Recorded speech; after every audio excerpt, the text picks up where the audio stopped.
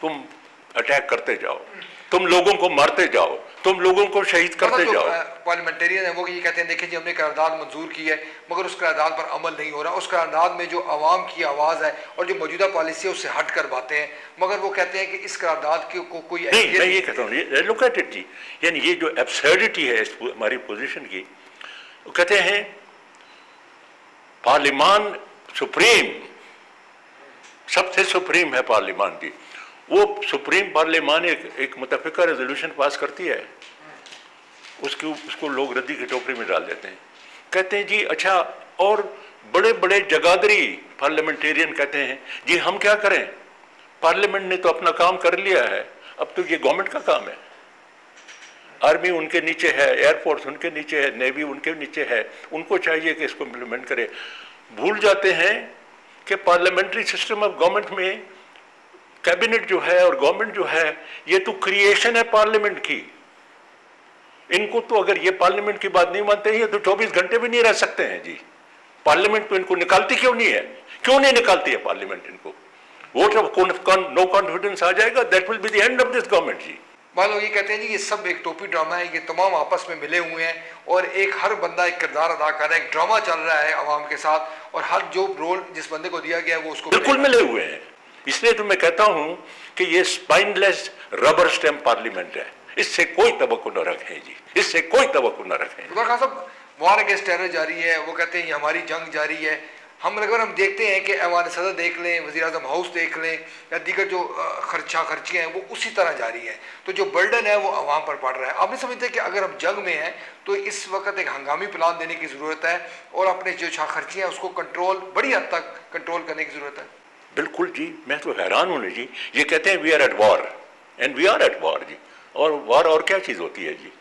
अच्छा, शाह खर्चियाँ जी, प्राइम मिनिस्टर हाउस होल्ड उसके दिन का कितना खर्चा होता है, लाखों रुपया। प्रेसिडेंसी में लाख पता नहीं कितने, पूरी आर्मी बैठी हुई है जी, तुम्हारा क्या काम है? तमाम पावर तो तुमसे ले लिए गए हैं, ये इतनी फौज जफर मौज जो है ये तुमने क्यों बिठाई हुई है वहां पर भी जी? टैक्स के ऊपर बर्डन है इसका, टैक्स पेयर के ऊपर।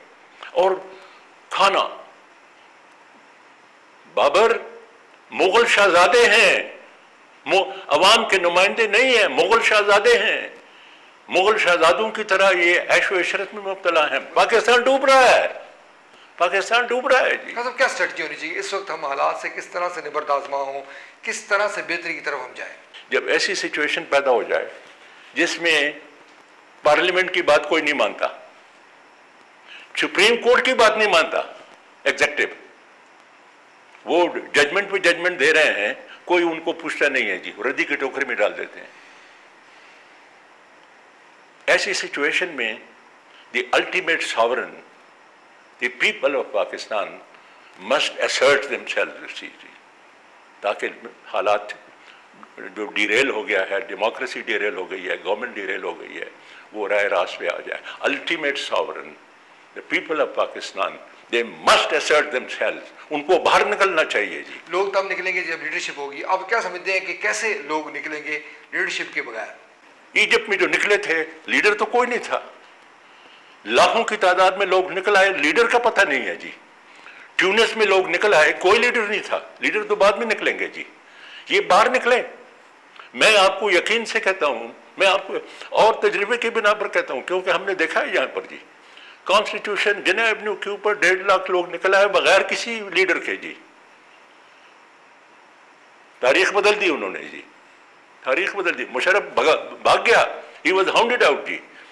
2 साल के तगोदाव के बाद, 2 साल की स्ट्रगल के बाद चीफ जस्टिस इफ्तिखार चौधरी को बहाल कराया लोगों ने जी। अब भी वक्त आ गया है, the ultimate sovereign, the people of Pakistan must assert themselves जी, अगर पाकिस्तान को बचाना है जी। खान साहब ये भी कहते हैं कि मियां नवाज शरीफ इस वक्त बड़ी मुस्बत सियासत कर रहे हैं और नेशनल सियासत कर रहे हैं, जरूरत इस बात की है कि मियां नवाज शरीफ को सपोर्ट करें। आप क्या समझते हैं कि इस वक्त मियां साहब की जो सियासत है वो बेहतर अंदाज में आगे बढ़ रही है? मेरा मतलब ये है जी, बातें अच्छी करता है लेकिन बातों का वक्त तो अब नहीं है ना जी, बातों का वक्त तो गुजर गया, तो मैदान में निकलो। ये क्या बात है कि आप कहते हैं कि अगर लोग निकल आए तो मैं आपके साथ हूंगा, आप खुद निकल आए तो फिर लोग आपके पीछे आएंगे? ये तो बात, ये को कहने की बात है क्या लोग निकल आए तो मैं उनके साथ हूँगा? आप इसका क्यों इंतजार कर रहे हैं कि लोग निकल आए? आप खुद निकल आए, आप लीडर हैं, आपके पीछे लाखों लोग निकल आएंगे जी। उमर खान साहब, हम ये देखते हैं कि हालात बहुत ख़राब है, मीशत हमारी डावाडोल है, अमन अमान की सूरत हाल इंतहाई मखदूश है, मगर हम देखते हैं कि ज़ाती मफादात के लिए तो आपस में मसलतें भी हो रही हैं, लड़ाइयाँ भी हो रही हैं, मगर कौमी मफाद को पस पुश डाला जा रहा है। ये बिल्कुल दुरुस्त बात है जी, बिल्कुल दुरुस्त बात है जी। मैं तो यही कह रहा हूँ ना जी, देखें कौमों के ऊपर बड़े सख्त वक़्त भी आते हैं जी, अंग्रेज़ों के ऊपर बहुत बड़ा सख्त वक़्त आ गया जी, मगर उनकी लीडरशिप थी जी। किसी ने नहीं कहा कि चैम्बरलेन करप्ट है, किसी ने कहा कि विंस्टन चर्चिल करप्ट है। वो जो राशनिंग शुरू कर दी, एक अंडा भी इसको हफ्ते में एक अंडा खाता था, हफ्ते में एक अंडा खाता था जी। बादशाह ने अपने ऊपर रिस्ट्रिक्शन लगाई थी बकिंगम पैलेस में जी। ये मुगलों की तरह रहते हैं। सब लोग कहते हैं ठीक है जी, इस वक्त हमारी जुल्फ़िकार अली भुट्टो जैसी कोई शख्सियत मौजूद नहीं है, मगर हम कलेक्टिव विजडम जो है वो तो ले सकते हैं, मुख्तलिफ शोबों से जो लोग हैं उनको इकट्ठा करें और मसाइल के हल के हवाले से एक प्लान तरतीब दे, उस पर अमल देखें जी। आप इस हमारे ऊपर कितनी सख्त मुसीबत आ गई है। अमेरिका हमको थ्रेटनिंग टोन है, यानी वो हिलरी का टोन ऐसा था, मुझे याद आया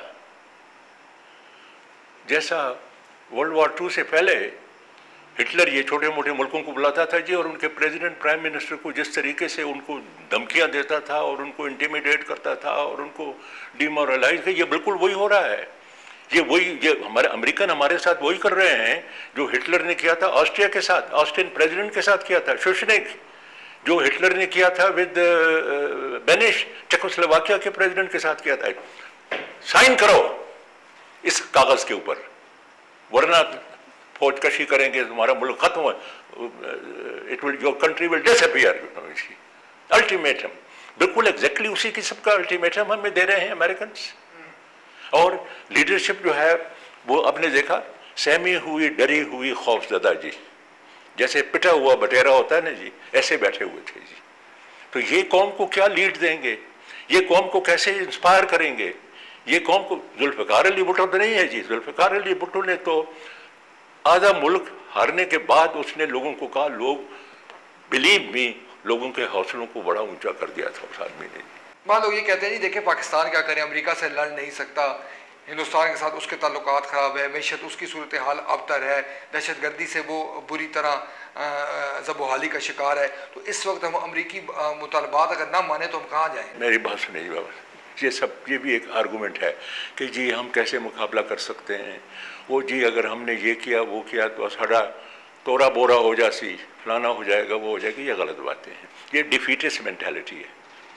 चर्चिल की एक कोटेशन है, उसने कहा बाज़ वक़्त ऐसी सिचुएशन पैदा हो जाती है जिसमें कि एक मुल्क कितना ही कमज़ोर क्यों ना हो, कितना ही कमज़ोर क्यों ना हो, कितना ही वीक क्यों ना हो, लेकिन जब उसकी इंडिपेंडेंस और उनकी सॉवरेनिटी खतरे में पड़ जाती है तो फिर वो जो कुछ भी उनके साथ होता है, जो हथियार भी उनके साथ होते हैं, वो अपनी सॉवरेनिटी और इंडिपेंडेंस के लिए लड़ते हैं, उनके लिए लड़ते हैं जी। अगर और लड़ते हैं ऐसी सिचुएशन में भी जब पेसिमिस्टिक सिचुएशन हो, जब कामयाबी के चांसेस बहुत कम हों।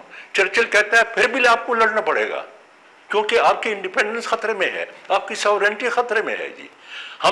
चर्चिल जो था, जब उसको कहा गया, ये बड़ी इंपॉर्टेंट बात है जी, जब ये डंकर्क से ये इनकी फौज वगैरह वापस आ गई तो ब्रिटिश कैबिनेट में बातें लोगों ने शुरू कर दी, डिफीटिस्ट जी, अब तो सब कुछ ख़त्म हो गया है। तो ऐसा करते हैं कि एडोल्फ हिटलर को ख़त लिखते हैं कि खुदा के लिए हमें कोई टर्म्स दे दो ताकि कुछ थोड़ा बहुत हमारा फेस सेविंग हो, और हम लड़ाई नहीं लड़ना चाहते।